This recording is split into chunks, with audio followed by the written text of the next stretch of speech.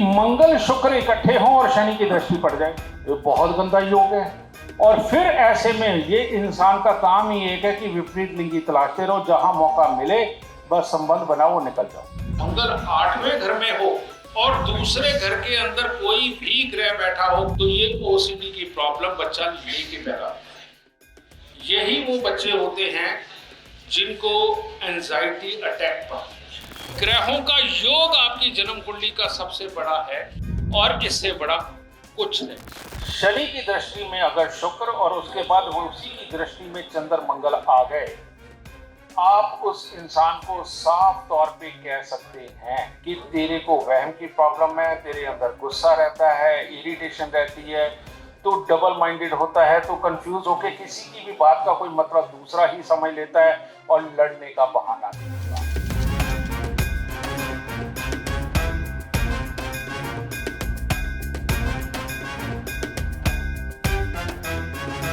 जय माता की। मेरे पास रेखा और राकेश दोनों आए थे।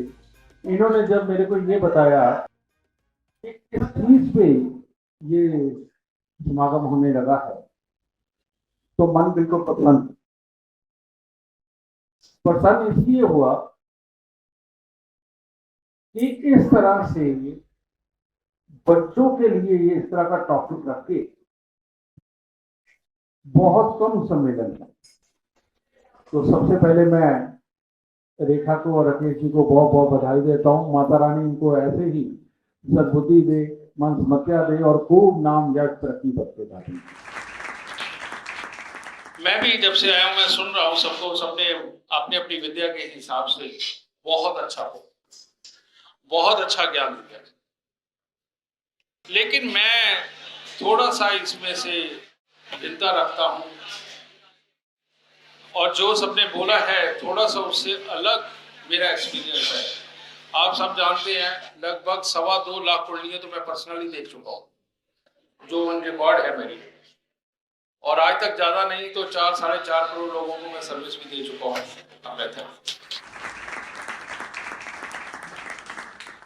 अब मेरा काम ही सिर्फ रिसर्च का है। मेरे पास कोई भी जन्म कुंडली आती है वो मेरी रिसर्च वाली नजर से गुजरे बिना नहीं जाती, और उसी वक्त अगर मेरे को कुछ समझ आता है मैं उसे रिकॉर्ड करता हूँ, अपने चेलों को भेज देता हूँ कि इसे संभाल के रख लो, ये अगली बुक में काम आएगा। तो आज आप सबको मैं वो एक्सपीरियंस शेयर करने लगा हूं जो अभी तक किसी भी किताबों में नहीं है, और जो आपको मैं ये देने जा रहा हूं, जो भी कोई इसको अप्लाई करके देखेगा उसको बहुत अच्छे अपनी प्रेडिक्शन वाले रिजल्ट मिलेंगे, और जब मर्जी आपस मारे। सबसे पहले हम बात करते हैं ओसीडी की। आदमी वहमी हो जाता है, जल्दी इरिटेट होता है, और जिसको ओसीडी की प्रॉब्लम हो उसको हार्मोनल डिसबैलेंस जरूर होता है। और लड़कियों के खास तौर पे जो शरीर के ऊपर बाल ज्यादा आने लगते हैं, ये खराबी उत्पन्न करता है मंगल। मंगल जब भी जन्म कुंडली के अंदर बुरा होगा, अगर वो मर्द की कुंडली में है तो ओसीडी तक सीमित है, और हार्मोनल डिसबैलेंस होता है, इतना होगा कि बहुत जल्दी मूडी होगा, और मियां बीवी के संबंध के मामले में इंटरेस्ट बड़ा फ्लक्चुएट करेगा। ये आदमी को प्रॉब्लम, औरत को भी यही प्रॉब्लम है, लेकिन एक एक्स्ट्रा प्रॉब्लम कि उसके शरीर पे बाल लगा। और ये कब होता है? जब मंगल की दृष्टि शनि के ऊपर पड़ती है, और खास तौर पे जन्म कुंडली के अंदर मंगल 8वें घर में हो और दूसरे घर के अंदर कोई भी ग्रह बैठा हो, कोई भी, तो ये ओसीडी की प्रॉब्लम बच्चा लेके पैदा होता है। यही वो बच्चे होते हैं जिनको एंजाइटी अटैक पर। ये आप जब मर्जी प्रैक्टिकल में ये आप चेक करें। ये दूसरा आपने देखा होगा डिसलेक्सिया के पेशेंट, जिनको समझ नहीं आता, लिखना पढ़ना नहीं आता, जो अपने जीवन को सही ढंग से चला नहीं पाते, ये कैसे पैदा होते हैं? इसका कोई भी संबंध छठे, 8वें, 12वें घर से नहीं है। छठे, 8वें और 12वें घर से इसका संबंध बिल्कुल नहीं है। इसका जो संबंध है वो है महादशा से और लाल किताब दशा, जिनको निकालनी आती है, इनके साथ इनका संबंध है। और प्लस ग्रह योग जिस तरह से बैठे, मैं एक एग्जांपल के तौर पे आपको, अभी मैंने ये 4 दिन पहले ही कुंडली देखी है। लगन के अंदर सूर्य बुध, पराक्रम भाव में तीसरे घर के अंदर मंगल शनि राहु, और 11वें घर में बृहस्पति। अब कैसे छठे, 8वें, 12वें का संबंध बनाओगे? नहीं। लेकिन उसके अंदर क्या, बच्चा पैदा हुआ बृहस्पति की दशा में, महादशा में, और लाल किताब दशा उसकी उस वक्त में चल रही थी मंगल की, दोनों शुभ ग्रहों की दशा चल रही है। और लगन में बैठा सूर्य बुध, बेटा डिसलेक्सिया पेशेंट। और सिर्फ यही नहीं, उस बच्चे का ये वाला हिस्सा भी पूरी तरह से स्टेबल नहीं, अपने कंट्रोल में नहीं, और उल्टे सीधे तरीके से सर हिलाना, वो भी उसको प्रॉब्लम। लगन के अंदर सूर्य बुध और उसकी नेगेटिव सोच, और साथ में उसको डिसलेक्सिया। How this possible? कैसे कह सकते हो? इसीलिए मेरा अपना ये मानना है कि अभी ज्योतिष को और बहुत सारी रिसर्च की जरूरत है। तो इसके पीछे है क्या कि आप इसको छोड़ दीजिए कि जो मैंने बताई कि बृहस्पति की दशा और मंगल की, लाल किताब की दशा, आप इसको ऐसे मानो कि मान लीजिए 10वें घर में सूर्य बैठा है, 12वें घर में एक ग्रह बैठा है और 8वें में बैठा है, और 12वें और 8वें घर में बैठे हुए ग्रह की महादशा और लाल किताब दशा अगर इकट्ठी हो गई तो बच्चे को कंफर्म डिसलेक्सिया प्रॉब्लम हो। या यही योग आप 5वें, 7वें, 9वें में मिला लीजिए, यही योग आप दूसरे, चौथे और छठे में मिला लीजिए, ये यहां से बनेगा। दूसरा, यही जो डिसलेक्सिया वाले जो बच्चे हैं, इनके अंदर प्रॉब्लम होती है कि चंद्रमा बुध से पहले बैठा होता है। चंद्रमा बुध से पहले बैठा होता है और बुध आगे होता है, और बुध आगे होकर के तीसरे घर में, 5वें घर में, छठे घर में, यानी कि जन्म कुंडली की जो पहले घर है, किसी भी योग से बुध खराब हो रहा हो, किसी भी योग से, क्योंकि अब मैं योगों की बात करूंगा तो यह 25-27 तो योग है, तो बुध अगर किसी भी तरह से खराब हो रहा हो, अगेन बच्चे को पढ़ाई लिखाई समझ नहीं आती, दुनियादारी की बातें वो समझ करके चिढ़ जाएगा, गुस्सा करेगा, लेकिन ये भी वही प्रॉब्लम है, क्योंकि पढ़ लिख तो वो फिर नहीं सकता, पढ़ाई को पूरा नहीं कर सकता, और जिस चीज के पीछे पड़ गया बिना उसका अच्छा बुरा समझे वो उसको पाने की जिद करता है। और ये बुध खराब जो होता है वो पहले घरों में ही होता है, यानी पहले घर से लेके छठे घर, बाद के घरों में बुध ऐसी प्रॉब्लम। इसके बाद आ जाती है बेटा फोबिया की प्रॉब्लम। फोबिया यानी कि वहम की बीमारी का होना। आपने देखा होगा कि बहुत सारे लोग ऐसे हाथ धोते हैं तो धोते रहते हैं, 3-3, 4-4 घंटे वॉशरूम से नहीं निकलते, एक गली में से गुजरते हुए उनको वहम होता दोबारा कभी उस गली में नहीं घुसते, और अगर कहीं नोटों के मामले में उनको कोई फोबिया आ गया, पड़े पड़े खून खा जाता है, नोटों को ना हाथ लगाते ना लगाने देते हैं। मैंने तो ऐसे ऐसे पेशेंट भी देखे अपने कि जिन्होंने नई कार खरीदी, उनकी कार बार खड़ी हुई सड़ गई, लेकिन उन्होंने जिंदगी में ना कार चलाई ना चलाने दी। अब ये कैसे पैदा? ये पैदा होता है जब शनि की दृष्टि चंद्र और मंगल दोनों पे पड़ जाए, लेकिन इन दोनों पे पड़ते हुए उसकी एक दृष्टि शुक्र पर भी पड़े। अब लाल किताब के अनुसार शनि की दृष्टि कौन सी है? तीसरी, 7वीं, 8वीं और 10वीं। अब ये इतनी दृष्टि, तो उसकी एक दृष्टि में आ जाए ये अपनी शुक्र बीवी और शनि को मियां माना जाता है, लाल किताब। ये मियां बीवी मिलके बाद में जो शुभ ग्रहों का सत्यानाश करते हैं ना, इतना कोई भी और योग जन्म कुंडली के अंदर है ही नहीं। तो शनि की दृष्टि में अगर शुक्र और उसके बाद वो उसी की दृष्टि में चंद्र मंगल आ गए, आप उस इंसान को साफ तौर पे कह सकते हैं कि तेरे को वहम की प्रॉब्लम है, तेरे अंदर गुस्सा रहता है, इरिटेशन रहती है, तो डबल माइंडेड होता है, तो कंफ्यूज होके किसी की भी बात का कोई मतलब दूसरा ही समझ लेता है और लड़ने का बहाना ढूंढता है। अब ऐसे लोग पढ़े लिखे होके भी सिर्फ उनको पता होता है कि वो पागल है, दूसरे लोग नहीं जज कर पाते। लेकिन प्रॉब्लम तो प्रॉब्लम है, वहम की बीमारी है। और मैंने ये केस बड़े बड़े जो अफसर हैं लोग हैं, बड़े बड़े पद पे बैठे हुए लोग हैं, उनको भी ये बीमारी रही है, मैंने उनको भी ठीक किया है। और इसके बाद ये जो लोग विपरीत लिंगी के पीछे पागल हो जाते हैं, जिसको देखा उसी की तरफ दिल फेंकना, जिसकी तरफ देखा उसी की तरफ दिल फेंकना, ये भी बहुत गंदी बीमारी में से एक बीमारी है। और ये जो बीमारी है, ये अपने करियर को तो उठने देती ही नहीं। कारण ये कि दिमाग के अंदर रहता ही यही, तो आदमी सोचेगा क्या, प्लान क्या बनाएगा, अपने करियर में तो उठने नहीं देती, सामने कई बार इनोसेंट का करियर भी बर्बाद कर देती है, क्योंकि इन लोगों को झूठ बोलने की आदत भी उतनी होती।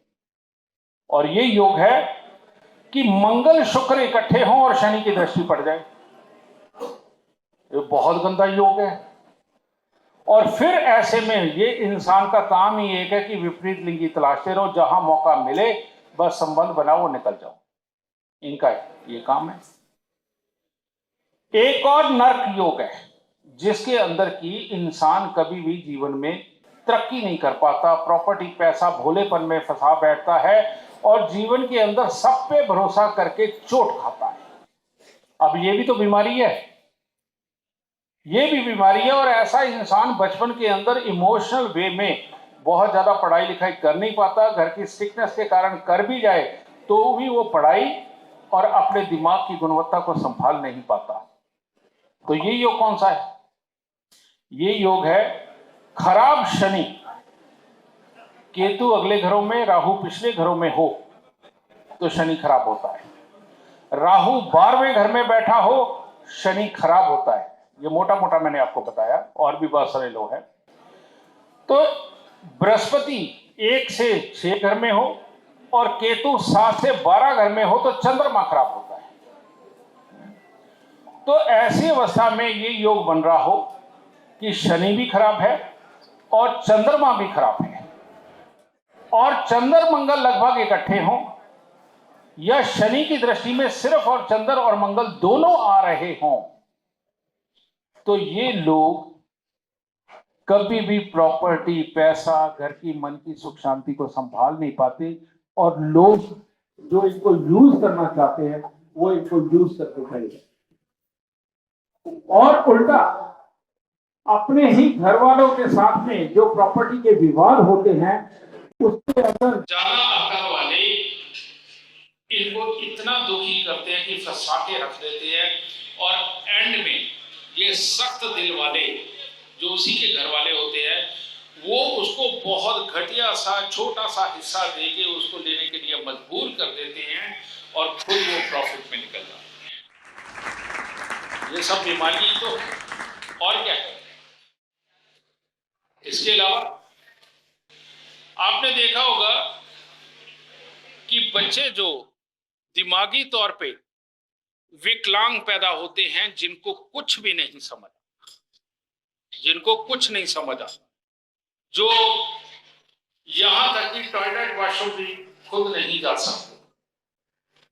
अब ऐसे में आपको नजर ये आएगा कि ग्रह तो बहुत बेहतर बैठे हुए हैं, कोई प्रॉब्लम है ही नहीं, क्योंकि सामने ऐसा पेशेंट आ गया, तो इसलिए आपको जबरदस्ती ढूंढना है इसमें कि भाई ये प्रॉब्लम हुई क्यों इसे।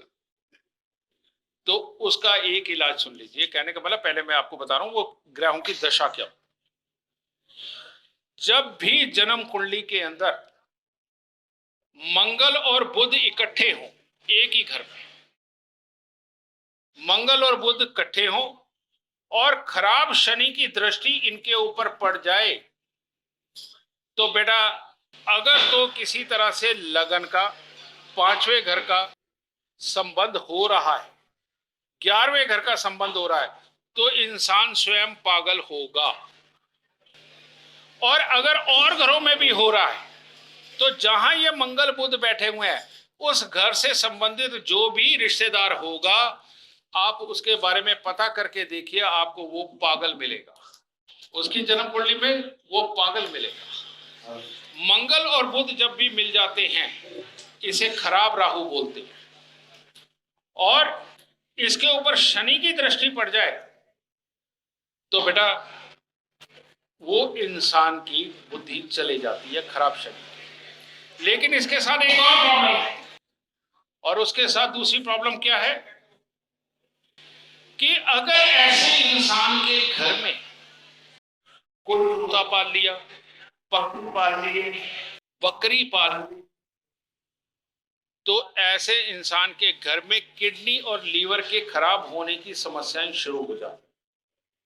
क्योंकि बुध है हमारा लीवर, हमारी किडनी, यानी कि ये दोनों छन्नी जो फिल्टर करती है, ये दोनों छन्नी बुध की वस्तु आप कह लीजिए या अंग कह लीजिए। तो यहां पर मंगल और बुध मिलकर के नीच राहु बन करके शनि से जब ये ठंडे होते हैं शनि की दृष्टि से, तो बेटा किडनी और लीवर बोल जाते हैं। आपने बहुत सारी दुनिया देखी होगी जिन्होंने जिंदगी में कभी बीड़ी नहीं पी, सिगरेट नहीं पिया, शराब का तो मतलब ही नहीं, दूर दूर तक सूंघा भी नहीं पीना, तो क्या उनकी किडनियां फेल हो जाती हैं, उनके लीवर ट्रांसप्लांट कराने तक की नौबत आ जाती है। ये कौन करता है? और ऐसे ऐसे लोग हैं कि 16 साल की उम्र से इन ऐबों के अंदर गए, 95 साल की उम्र के अंदर लोगों को वो ठोक के कहते मैं तो आज भी पीता हूं, उनका कुछ भी नहीं होता। तो ग्रहों का योग आपकी जन्म कुंडली का सबसे बड़ा है, और इससे बड़ा कुछ नहीं। जितने ये मैंने योग बताए हैं, आप अपने अपने क्लाइंटों की कुंडली के अंदर इसे अप्लाई करके देखिए, आपको 2-4% नहीं 100% यही प्रेडिक्शन मिलेगी। अब इसका इलाज, तकलीफ तो मैंने बता दी, इलाज इसका यही है कि चंद्र और मंगल को आप निकाल दें। उसको निकालने के लिए सबसे बढ़िया क्या है, 43 दिन 100 ग्राम चावल, 100 ग्राम देसी खांड, ये लेकर के मंदिर में दे दीजिए। और अगर शनि ही कहीं दूसरे में बैठा है फिर मत दे देना, फिर दान दे देना। और शनि खास तौर पे जिस घर में बैठा है उसके उपाय करने बहुत जरूरी है। और उसका वैसे मैं यूनिवर्सल उपाय बताता हूं जो हर किसी को लगेगा ऐसी मुसीबतों में।